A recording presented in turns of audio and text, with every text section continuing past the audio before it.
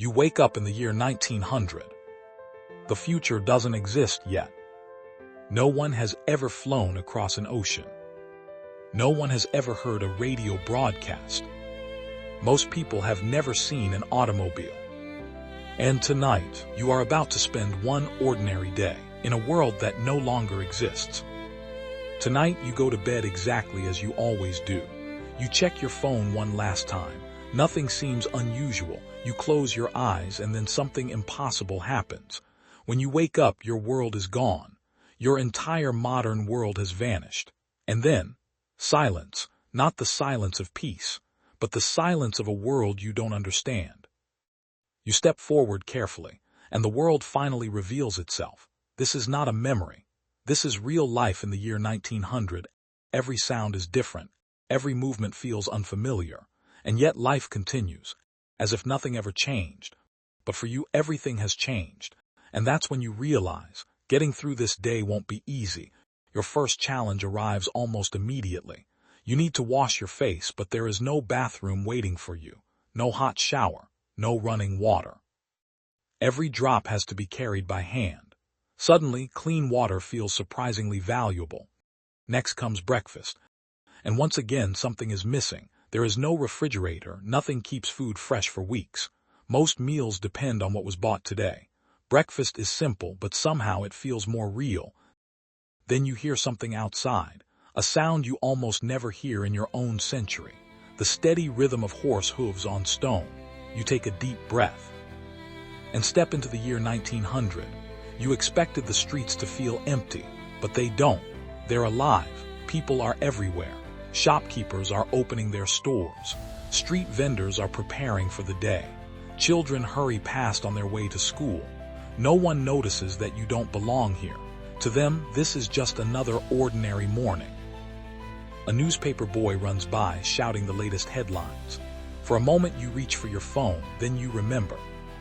The news arrives on paper, and for most people it arrives only once a day. You stop in front of a shop window.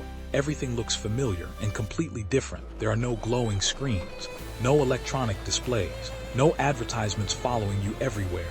Just real objects, real people, real conversations. Then something catches your eye. An automobile. One of the newest inventions on Earth. People stop and stare as it passes. Some smile. Some look nervous. Most have never seen one before. You realize something strange. The future is already here, but almost nobody knows it yet. You follow the crowd, and eventually everyone seems to be heading to the same place. The market. This is where the city comes to life.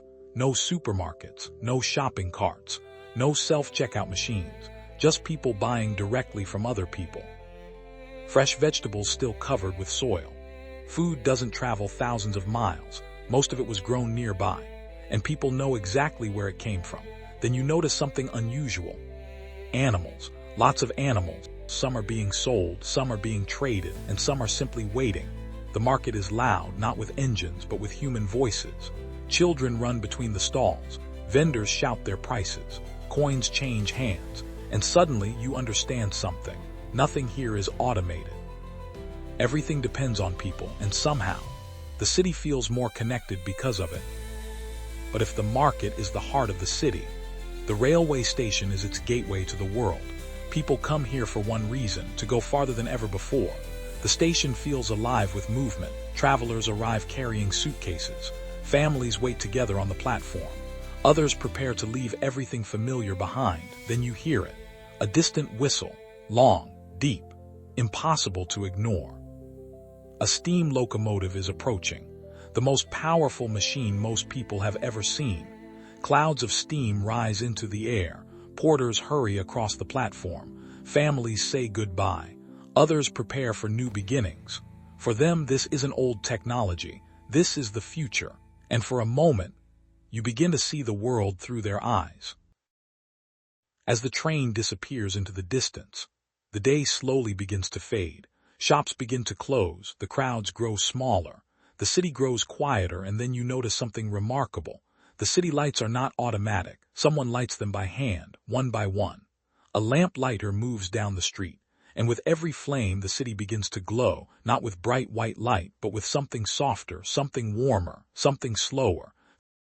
Families gather inside their homes, not around screens. Around each other. Some read books, others read the evening newspaper. Music comes from people, not machines. Conversations replace notifications. Silence replaces noise, and outside, the sky looks different, brighter, deeper, almost endless. Without modern light pollution, the stars seem close enough to touch.